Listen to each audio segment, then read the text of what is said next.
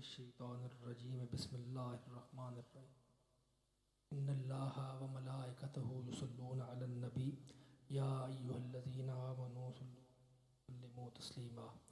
درود شریف بابا کے بلند چالو اللہم صلی علی محمد وعلی آل محمد وبارک وسلم. اللہم صلی علی محمد وعلی آل محمد وبارک وسلم.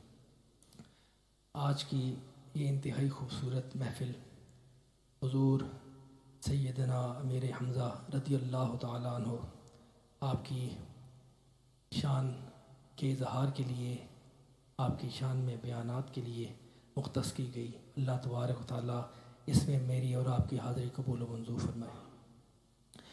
مجھ سے پہلے علامہ برکات احمد چشتی صاحب، حافظ فاروق صاحب، قاری واجد صاحب انتہائی خوبصورت انداز میں ہمارے ممدوح، میرے اور آپ کے ممدوح کی خدمت میں خراج عقیدت پیش کر رہے تھے.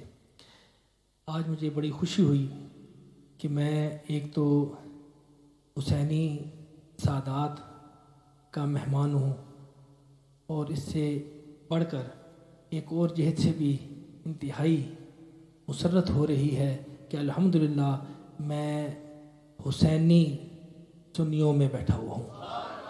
حسینی سنیوں میں میرے والد گرامی نے 1990 میں اس بات کی نشاندہی فرمائی تھی. ہمیں اس وقت اس چیز کا اندازہ نہیں تھا کہ یہ حسینی سنی کیا ہوتی ہے. اس وقت صرف سنی ہی نظر آتے تھے، اس وقت صرف سنی ہی نظر آتے تھے پاکستان میں. تو اس وقت یہ حسینی سنی یہ ایک اصطلاح ایسی تھی جس سے ہم متعارف نہیں تھے. یہ اصطلاح اس وقت میرے والد گرامی نے استعمال فرمائی، لیکن آج حقیقتاً ہمیں حسینی سنی ہونے پر ناز ہے. صرف سنی ہونا اس دور میں اب کافی نہیں رہا. اس دور میں اب حسینی سنی ہی در حقیقت سنیت ہے. حافظ صاحب نے ماشاءاللہ انتہائی جامع گفتگو میں جس سنیت کو آپ کے سامنے پیش کیا، یہ ہمارے اسلاف کی سنیت ہے. میرے اور آپ کے اسلاف اس وقت صرف سنی تھے، لیکن الحمدللہ جو سنیت سینہ بسینہ ہم تک پہنچی ہے، اسی سنیت کو آج ہم حسینی سنیت سے تعبیر کر رہے ہیں. علماء حق ہر دور میں حسینی سنیت کے طرفدار رہے، اور حسینی سنیت ہی حقیقت میں سنیت ہے. آج پاکستان میں جس یزیدی سنیت سے ہمیں پالا پڑا ہے، جس یزیدی سنیت سے ہمیں پالا پڑا ہے، اسی یزیدی سنیت کے پرچاری آج ہمارے مخاطب ہیں. میں انہیں مخاطب ہوں. آپ الحمدللہ سنی ہیں لیکن حسینی. نام نہاد جلالی ہونا کوئی معنی نہیں رکھتا. جلالی ہم بھی ہیں، جلال ہمیں بھی آتا ہے. صرف یہ مسئلہ نہیں کہ جو جلالی لکھا ہے جلال اسے ہی آ سکتا ہے، یہ مسئلہ نہیں ہے. جلالی ہم بھی ہیں، لیکن الحمدللہ ہمیں مالکوں پر جلال نہیں آتا. ہم جلالی ضرور ہیں، لیکن ہمیں مالکوں پر جلال نہیں آتا. مالکوں پر جلال، اور جسے مالکوں پر جلال آ جائے وہ شاید جلالی تو ہو لیکن حلالی نہیں ہو سکتا. جلالی تو شاید رہ جائے لیکن حلالی نہیں ہو سکتا. یہ گل بڑی پکی پنڈی ہے، بڑی پکی پنڈی ہے. مخاطبین وہ ہیں، آپ نہیں ہیں. اب آپ نے یہ تو سمجھ لیا نا کہ جلال جو ہے وہ آتا ہے، اور ہر غیور کو آتا ہے، اور آنا بھی چاہیے. لیکن جسے مالکوں پر جلال آ جائے، مالکوں پر میں نے اس لیے کہا کہ مولوی احمد رضا خان صاحب مرحوم نے فرمایا تھا کہ میں تو مالک ہی کہوں گا کہ ہو مالک کے حبیب، میں تو مالک ہی کہوں گا کہ ہو مالک کے حبیب، یعنی محبوب و محب میں نہیں میرا تیرا۔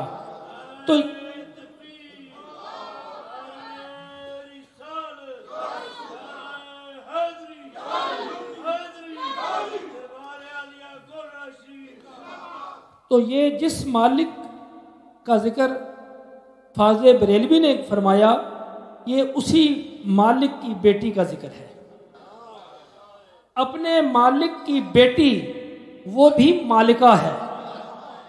اگر تمہیں ان پر جلال آ گیا تو یہ سوچنے کا مقام ہے کہ تیرے مالک کو اگر تجھ پر جلال آیا تو تیرے جلال کی کوئی حیثیت نہیں رہے گی۔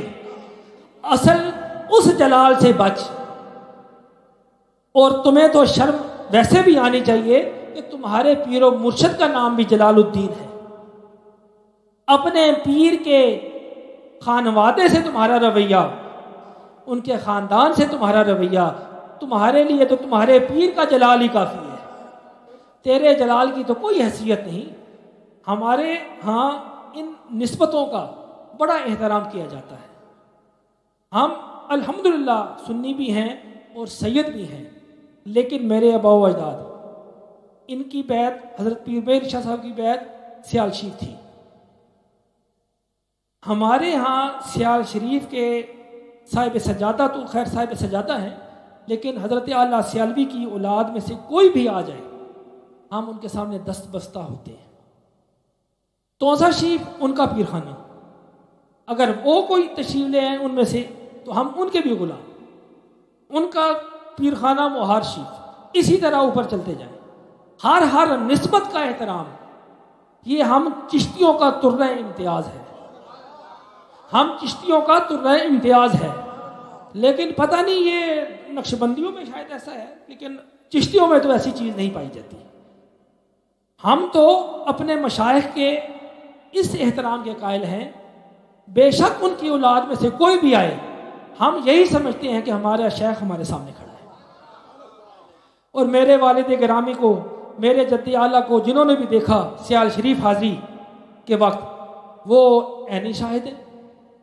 لیکن ایسی علمیت پر تف، ایسی نسبت پر تف کہ جس کا کوئی لحاظ تمہیں نہیں رہا۔ آج الحمدللہ جس مرکز میں، جس جگہ میں بیٹھا ہوں، یہ حسینی سادات کا بھی مرکز ہے اور حسینی سنیوں کا بھی مرکز ہے، اور اس مرکز میں آ کے مجھے بہت خوشی ہوئی کہ الحمدللہ اس دور میں بھی ایسے سنی پائے جاتے ہیں۔ اللہ تبارک و تعالیٰ ان کے علم میں، ان کے عمل میں، ان کی عمر میں برکت عطا فرمائے۔ اور جہاں تک سنیت کا تعلق ہے، جو اپنے آپ کو بریلوی کہتے ہیں، مولانا احمد رضا خان صاحب بھی، وہ بھی سنی تھے، وہ بریلوی تو نہیں تھے، یا بریلوی تھے؟ بریلی کے رہنے والے تھے، لیکن بریلوی اس معنی میں نہیں تھے، وہ سنی حنفی تھے اور مشرباً قادری تھے۔ جو ان کی سنیت تھی، میری اور آپ کی بھی سنیت وہی ہے، میری اور آپ کی سنیت بھی وہی ہے، ہمارے آباء و اجداد کی بھی سنیت وہی ہے۔ کوئی وہ علیحدہ قسم کی سنیت ان کی نہیں تھی، وہ اہل بیت اطہار کے غلام تھے، صحابہ کے غلام تھے۔ یہ تفریقیں صحابہ اور اہل بیت میں اس قسم کی تفریقیں نہ انہوں نے کی، نہ ان سے پہلے کسی نے کی، نہ آج کوئی اہل علم ایسا کرتا ہے۔ لیکن ہم الحمدللہ اہل بیت اطہار کے بھی غلام، صحابہ کے بھی غلام۔ اور یہ ایک پیغام میں آپ کے لیے دے کے اجازت چاہوں گا کہ آپ اپنے دلوں کو، اپنے قلوب کو اہل بیت اطہار کی محبت کے لیے مخصوص کر لیں، اہل بیت کی محبت کے لیے مخصوص کریں۔ اور جو حقیقی طور پہ اہل بیت کے محب ہوتے ہیں، وہ صحابہ پر نہ تبرہ کرتے ہیں، نہ صحابہ کا ذکر کوئی ایسے انداز میں، ایسے ان پر کوئی رقیق حملے کرتے ہیں۔ جو اہل بیت کے صحیح معنوں میں غلام ہیں، وہ صحابہ کے بھی غلام ہوتے ہیں۔ اور الحمدللہ ہماری سنیت، ہمارا سب کچھ ہمارے اپنے اسلاف اور بالخصوص حضور غوث پاک، جنہوں نے ساری زندگی اہل تشیع کے خلاف جہاد فرمایا، ہم ان کے غلام ہیں، ہم کٹر قسم کے قادری ہیں، کٹر قسم کے. آپ ہو نہ ہو، میں تو الحمدللہ کٹر قادری ہوں. اور جو قادری ہے وہ کم از کم اور سب کچھ ہو سکتا ہے، لیکن صحابہ کا گستاخ نہیں ہو سکتا. اس لیے اپنے سنیت کو انہی حوالوں سے آپ پہچانیں اور اسی حوالے سے آپ اپنا تعارف کروائیں. اس کے علاوہ اگر کوئی سنیت ہے تو وہ جن کی ہے انہیں مبارک رہے. Truth TV.